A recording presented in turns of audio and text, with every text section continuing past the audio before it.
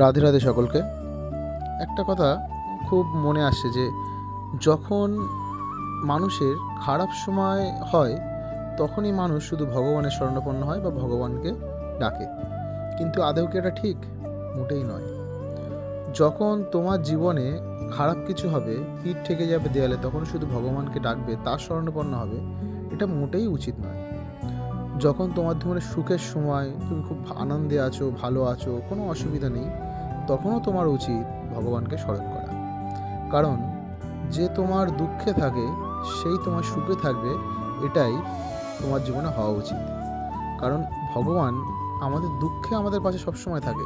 যতই আমরা আনন্দে তাকে মনে না করি, দুঃখে যখন তাকে ডাকবে তখন তুমি পাশে পাবে, তোমার সঙ্গে পাবে, সে তোমাকে ঠিক সব উতরে দেবে।